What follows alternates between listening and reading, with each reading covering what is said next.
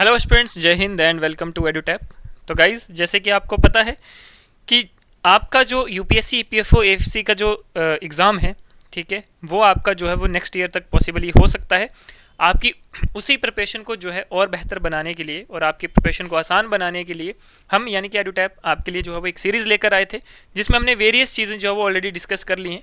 तो आज हम उसी का ही एक अगला पार्ट यानी कि जो आपके पीडीजी सब्जेक्ट है, पीडीजी का ही जो है वो नेक्स्ट पार्ट जो है हम डिस्कस करेंगे, जिसमें हम अनदर 10 इंपॉर्टेंट क्वेश्चंस जो कि आपके फिजिकल ज्योग्राफी से रिलेटेड ही होंगे, ठीक है, जिसमें हम आज बात करेंगे बेसिक्स ऑफ हिमालयाज़ की, यानी कि हिमालय से रिलेटेड जो आपके इंपॉर्टेंट एस्पेक्ट्स से क्वेश्चंस बनते हैं उनको जो है वो डिटेल में डिस्कस करेंगे।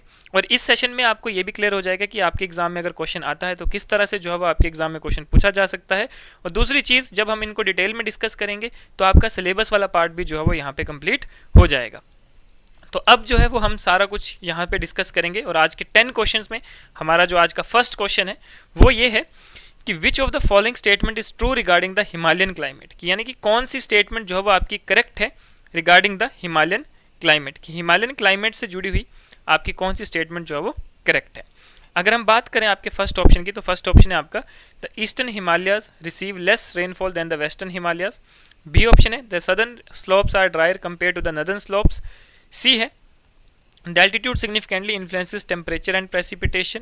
डी है the Himalayas do not influence the monsoon patterns in India. तो ये आपके पास 4 ऑप्शन है, आपने बताना है कौन सा ऑप्शन जो है वो आपका बिल्कुल करेक्ट रहेगा।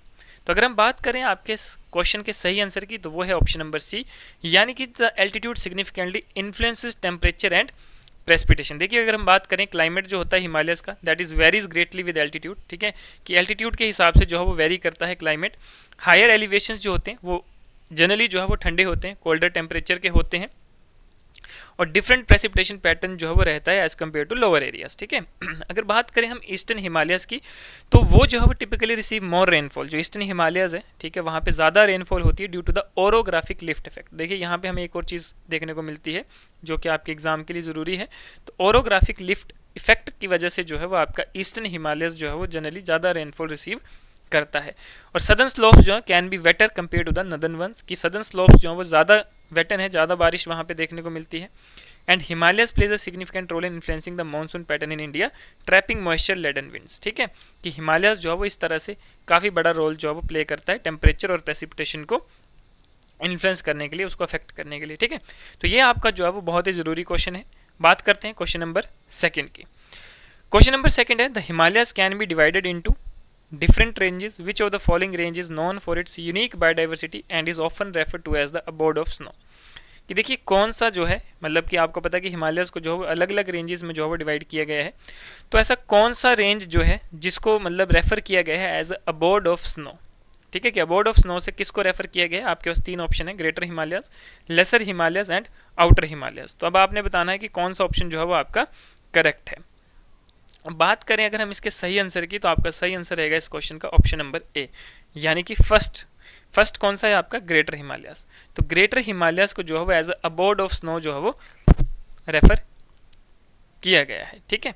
अब देखो, यहाँ पे अगर हम बात करें ग्रेटर हिमालयन की, तो ये जो रेंज है it is generally known as abode of snow because it contains the highest peak and significant glacier, क्योंकि ये जो पीक है आपकी, इसमें जनरली आपको बड़े बड़े पीक्स, माउंटेन पीक्स और ग्लेशियर्स जो है वो देखने को मिलते हैं, इसलिए इसको जो है वो एज अबोर्ड ऑफ स्नो जो है वो रेफर किया गया है, ठीक है। And it harbours unique biodiversity including numerous endemic species, ठीक है। और लेसर हिमालयस की बात करें तो इस रेंज में जो है वो बायोडाइवर्सिटी है, हालांकि हम इसको अबोर्ड ऑफ स्नो रेफर नहीं करते हैं क्योंकि ये जो है वो लगभग लोअर लेसर एलिवेशन में जो है वो रहता है। जनरली यहाँ पे हिल्स एंड वैलीज जो है वो आपको देखने को मिलते हैं। वहीं बात करें आउटर हिमालयस की, तो ये जो है वो एक जनरली लोअर एल्टीट्यूड है, ठीक है, और शिवालिक वाला जो आपका एरिया है यंगर हिमालयस जिसकी हम बात करते हैं, तो वो आपका जो है वो इसी हिमालयस में यानी कि आउटर हिमालयस में आता है, ठीक है। चलते हैं नेक्स्ट क्वेश्चन में, हमारा क्वेश्चन नंबर 3। क्वेश्चन नंबर 3 है the formation of Himalayas is a result of which geological process, कि जो ये फॉर्मेशन ऑफ हिमालयस हुई थी ये कौन से जियोलॉजिकल प्रोसेस का जो है वो रिजल्ट है। तो कौन सी ऐसी जियोलॉजिकल प्रोसेस हुई थी जिसकी वजह से जो है वो हिमालयस फॉर्म हुए थे। अगर हम बात करें आपके ऑप्शंस की, तो आपका ऑप्शन है वॉल्केनिक एक्टिविटी, ऑप्शन बी है इरोजन, ऑप्शन सी है tectonic plate movement, option D है सेडिमेंटेशन। तो ये आपके पास 4 ऑप्शन है, आपने बताना है कौन सा ऑप्शन जो है वो आपका बिल्कुल करेक्ट है। अगर हम बात करें तो देखिए जियोलॉजिकल प्रोसेस की, तो वो है आपका टेक्टोनिक प्लेट मूवमेंट, कि due to tectonic plate movement जो कि लगभग 50 मिलियन ईयर एगो जो है वो स्टार्ट हुई थी और अभी तक जो है वो चल ही रही है, जिसलिए हम कहते हैं कि हिमालयाज़ की जो आपका एल्टीट्यूड है, जो हाइट है, वो सडनली कुछ कुछ सेंटीमीटर्स जो है वो बढ़ती रहती है ना। तो ये जो आपकी टेक्टोनिक प्लेट मूवमेंट हुई थी, ठीक है, जिसमें आपका इंडियन प्लेट और यूरेशियन प्लेट जो आपस में टकराए थे, कोलाइड हुए थे लगभग 50 मिलियन ईयर एगो, ठीक है, जिसकी वजह से जो है वो एक अपलिफ्टमेंट हुई थी एक माउंटेन रेंज की, जिसका हमने नाम रखा हिमालयाज़, ठीक है।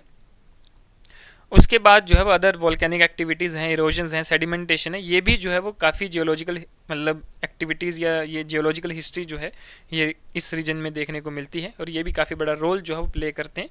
बट मेनली जो है हिमालयस की फॉर्मेशन के लिए टेक्टोनिक प्लेट मूवमेंट ही जो है वो मेन कारण रहा था। क्लियर? चलिए बात करते हैं क्वेश्चन नंबर 4 की। क्वेश्चन नंबर 4 है which of the following statements are correct about the biodiversity of the Himalayan region, कि कौन सा जो है स्टेटमेंट आपका बिल्कुल करेक्ट है regarding the biodiversity of the Himalayan region, ठीक है। तो हिमालयन रीजन से रिलेटेड जो है वो कौन सी स्टेटमेंट आपकी बिल्कुल करेक्ट है। द हिमालयस, अगर हम फर्स्ट स्टेटमेंट की बात करें तो Himalayas are home to several endemic species of flora and fauna, कि हिमालयस जो है वो वेरियस स्पीशीज फ्लोरा एंड फोना का जो है वो मतलब घर है। सेकेंड है the region experiences a uniform climate throughout its entirely. और थर्ड है the Himalayan ecosystem is threatened by climate change and human activities. Fourth है the forest of the Himalayas include both coniferous and broad leaf species. तो अब आपने बताना कि biodiversity से related कौन सा जो है वो आपका बिल्कुल सही स्टेटमेंट रहेगा हिमालय से रिलेटेड। अब अगर हम बात करें आपके बिल्कुल सही स्टेटमेंट की, जो आपकी इस पर्टिकुलर क्वेश्चन का अगर हम आंसर की बात करें तो आपका ऑप्शन नंबर बी यानी कि first, third and fourth statements जो है वो आपकी करेक्ट है, कि हिमालयाज जो है आपका वेरियस एंडेमिक स्पीशीज़ का जो है वो घर है, ठीक है। सेकंड स्टेटमेंट आपकी जो है वो रॉन्ग हो जाएगी। थर्ड आपका बोला है कि यस इकोसिस्टम जो है वो threatened by climate change and human activities, and the forest जो है वो हिमालयस का, जिसमें कॉनिफरस एंड ब्रॉडलीफ आपका जो है वो दोनों तरह के फॉरेस्ट जो है वो यहाँ पे आपको देखने को मिलते हैं, ठीक है। चलिए बात करते हैं क्वेश्चन नंबर 5 की। अगर हम बात करें क्वेश्चन नंबर 5 की, तो क्वेश्चन नंबर 5 आपका कहता है the Himalayas are primarily formed by volcanic activity, ठीक है। अगर जियोलॉजिकल फीचर्स की अगर हम बात करें, ठीक है, तो जियोलॉजिकल फीचर्स ऑफ हिमालयज की अगर हम बात करें तो देखिए आपके कुछ स्टेटमेंट्स यहाँ पे गिवन है और आपको बोला है the Himalayas are primarily formed by volcanic activity, the region contains significant mineral resources. Third है the northern slopes of the Himalayas are categorised by glaciers. और फोर्थ है the Himalayas are divided into 3 main ranges, greater, lesser and outer Himalayas. तो ये आपके पास जो है वो 4 statements जो है वो गिवन है, आपने बताना है कौन सी जो है वो आपकी बिल्कुल करेक्ट स्टेटमेंट रहेगी।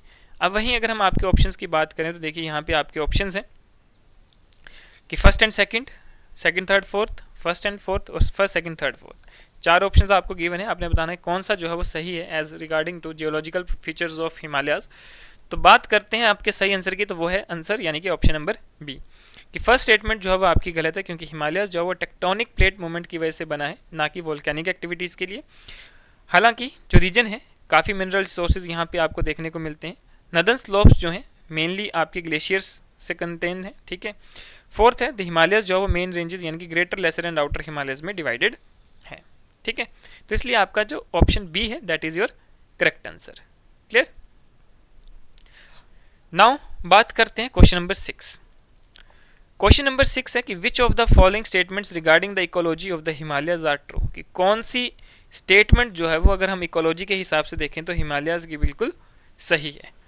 तो बात करते हैं क्वेश्चन नंबर फर्स्ट की। तो क्वेश्चन फर्स्ट है the region features distinct ecological zones based on altitude. Second है the Himalayan region is home to some of the world most endangered species including the snow leopard. Third है the forest in the Himalayas are primarily deciduous with little coniferous vegetation. Fourth है soil erosion is significant environmental issue in the Himalayan reason.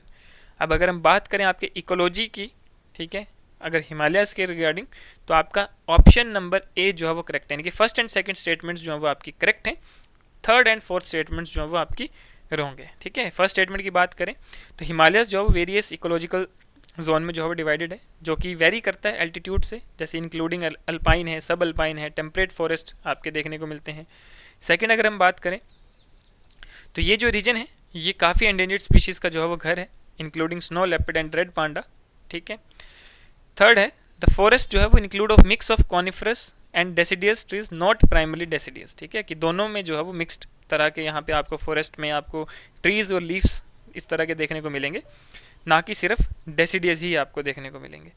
Fourth है कि soil erosion जो है indeed a major issue due to deforestation and heavy rainfall, ठीक है, कि यहाँ पर आपको बोला है कि जो सॉइल इरोजन है यहाँ पे मेजर इशू जो है वो रहेगा due to deforestation and heavy rainfall, ठीक है।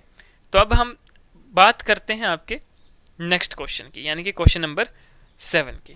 तो देखो क्वेश्चन नंबर 7 आपका बोलता है कि आपको जो है वो मैच द फॉलोइंग है, कि आपको एक साइड माउंटेन रेंजेस गिवन है, एक साइड जो है वो आपको डिस्क्रिप्शंस दी हैं कि कौन सी माउंटेन रेंज किस चीज़ को जो है वो रिप्रेजेंट करता है। तो बात करते हैं अगर हम आपके फर्स्ट ग्रेटर हिमालयाज़ की, ठीक है, और लेसर हिमालयस, शिवालिक रेंज और कराकोरम रेंज। वहीं अगर हम डिस्क्रिप्शन की बात करें तो home to many hill station, contains the highest peak categorized by lower elevation and includes K2 the second highest, ठीक है, जो आपका पीक है। अब देखो ग्रेटर हिमालयस जो है, तो ग्रेटर हिमालयस में आपको पता है कि यहाँ पर आपको क्या चीज़ें जो हैं वो देखने को मिलेंगी, हाईएस्ट पीक्स जो हैं वो देखने को मिलेंगी, ठीक है। और वहीं अगर हम लेसर हिमालयस की बात करें तो ये काफ़ी हिल स्टेशंस का घर है। वहीं शिवालिक रेंज जो है वो लोअर एलिवेशंस कंटेन करता है एंड कराकोरम जो है वो आपका K2 यानी कि जो सेकंड पीक है उसको रिप्रेजेंट करता है। तो इस हिसाब से आपका ऑप्शन ए यानी कि ए का सेकंड, ठीक है, बी का फर्स्ट, सी का थर्ड और डी का फोर्थ, ठीक है। तो ए ऑप्शन जो है वो आपका बिल्कुल करेक्ट रहता है। वहीं अगर हम बात करते हैं क्वेश्चन नंबर 8 की, क्वेश्चन नंबर 8 सेम आपका मैच द फॉलोइंग है। एक साइड आपको पीक्स गिवन है, ठीक है, और एक साइड आपको उनकी हाइट गिवन है। आपने बताना है कौन सी पीक कितनी हाइट का है। अब देखो माउंट एवरेस्ट तो आपको पता है, माउंट एवरेस्ट जो सबसे ऊंचा होगा वो माउंट एवरेस्ट ही होगा। तो इस हिसाब से कौन सा रहेगा आपका 8848 मीटर, ठीक है। उसके बाद सेकंड हाईएस्ट आता है आपका K2, तो K2 आपका कितना रहेगा आपका 8586, ठीक है। देन उसके बाद आपका आता है कंचनजंगा जो कि 7812, देन लाहौल दैट इज 8516। तो इस हिसाब से आपका ऑप्शन ए जो है वो आपका बिल्कुल करेक्ट ऑप्शन रहेगा, ठीक है, कि माउंट एवरेस्ट जो है वो आपका हाईएस्ट पीक है वर्ल्ड में स्टैंडिंग एट 8848 मीटर। K2 जो है वो आपका सेकंड हाईएस्ट पीक है जो कि 8611 मीटर तक जाता है, non for its challenging climbs. वहीं कंचनजंगा जो कि थर्ड हाईएस्ट पीक है, ठीक है, जो कि इंडिया नेपाल बॉर्डर पे जो है वो लोकेटेड है। And Lahaul is the fourth highest peak जिसकी हाइट है 8516 meters that located near the mount Everest, ठीक है। तो ये जो है वो आपका ऑप्शन ए जो है वो करेक्ट रहेगा।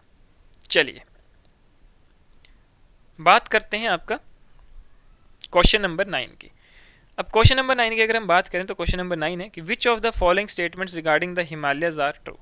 अब नॉर्मल अगर जनरली हिमालय से रिलेटेड अगर हम बात करें तो कौन सी स्टेटमेंट जो है वो आपकी बिल्कुल करेक्ट रहेगी।